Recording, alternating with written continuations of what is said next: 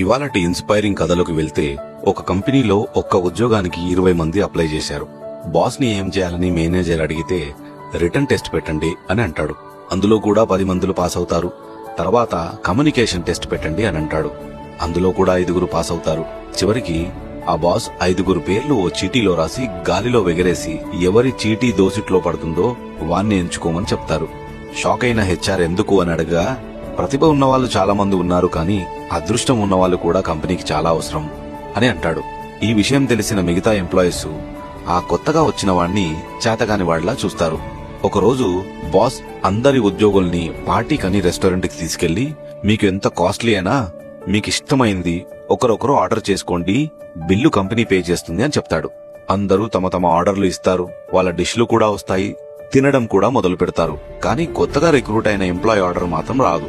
మిగతా వాళ్ళందరూ చూసి ఆర్డర్ కూడా ఇవ్వడం రాని మూర్ఖుణ్ణి మన బాస్ రిక్రూట్ చేసుకున్నారా అని అనుకుంటారు. కాసేపటికి హోటల్ మేనేజరు, హోటల్ షెఫ్ 2 వ్యక్తులు తన ఆర్డర్ ని తీసుకువచ్చి ఆలస్యమైనందుకు క్షమాపణలు అడిగి, మీ చాయిస్ ఆఫ్ ఫుడ్ చాలా బాగుంది సార్, మీరు వేచి చూసిన సమయానికి సరైన భోజనం మేము అందిస్తున్నాము అని అంటాడు. అతని భోజనం కూడా చూడడానికి మంచి సువాసనలతో రుచికరంగా కనిపిస్తుంటే అందరూ ఫోటోలు కూడా తీసుకున్నారు. భోజనం అయ్యాక బాసు అందరితో సరదాగా, మిమ్మల్ని ఆర్డర్ చేసుకోండి అని అంటే కొంతమంది ఏమో ఏది కాస్ట్లీ ఆర్డర్ ఉందో అది చేసుకున్నారు. ఇంకొందరేమో పక్కన వారు ఏది చేస్తే అదే పెట్టుకున్నారు.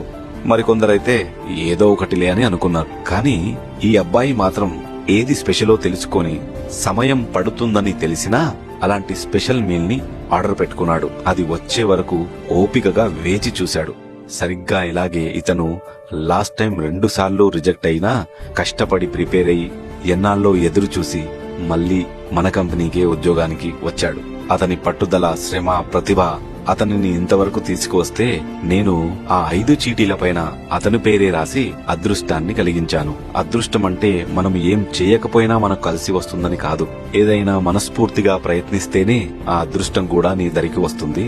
ఇలాంటి వారి ప్రతిభను గౌరవించడం మనకందరికీ ఎంతో అవసరం అని చెప్తాడు.